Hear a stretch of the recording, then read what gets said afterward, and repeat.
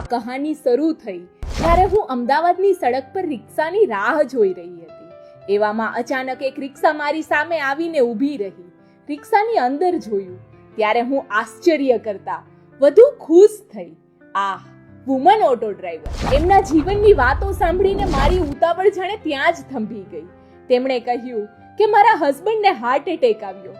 એક તરફ પતિને ગુમાવવાનું અસહ્ય દુઃખ અને બીજી તરફ બે નાનકડા બાળકોની જવાબદારી। લોકોએ સાંત્વના ઓછી આપી પણ પ્રશ્નો વધુ પૂછ્યા। તું બાઈ થઈને રિક્ષા ચલાવીશ? કેટલાક દિવસ ચલાવી શકીશ? પણ કેટલીક સ્ત્રીઓ જવાબ શબ્દોથી નહીં પણ પોતાની હિંમતથી આપે છે। તેમણે રિક્ષા ચલાવતા શીખ્યું। હા, આ એ જ રિક્ષા છે જે ક્યારેક તેમના પતિ ચલાવતા। આ જ એ રિક્ષા છે જે આજે તેમના ઘરનો ચૂલ્લો સળગાવે છે, બે બાળકોને ઇંગ્લિશ મીડિયમમાં ભણાવે।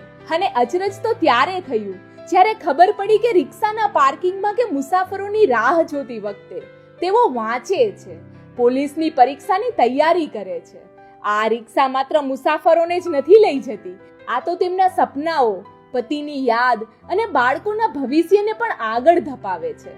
મારી મંઝિલ આવી ગઈ। મેં નીચે ઉતરીને મારા ખિસ્સામાં જેટલા પૈસા હતા એ બધા જ ઉર્મિલાબેનના હાથમાં મૂક્યા, કારણ કે તેમના સંઘર્ષની કિંમત એ કોઈ મીટરમાં તો નહીં માપી શકાય। તેમણે તરત કહ્યું, બેન, તમારો સામાન લઈ લો। મેં સ્મિત સાથે કહ્યું, આ તમારા માટે છે। થોડીક ક્ષણ તેઓ ચોંકી ગયા અને થેન્ક યુ કહેતી વખતે તેમના ચહેરા પરનો અદ્ભુત આત્મવિશ્વાસ જોઈને મને સમજાયું કે જીવન જ્યારે બધું છીનવી લે ત્યારે કેટલીક સ્ત્રીઓ રડીને અટકતી નથી, તેઓ સ્ટીયરિંગ પકડીને ફરીથી પોતાની દુનિયાને ઊભી કરે છે।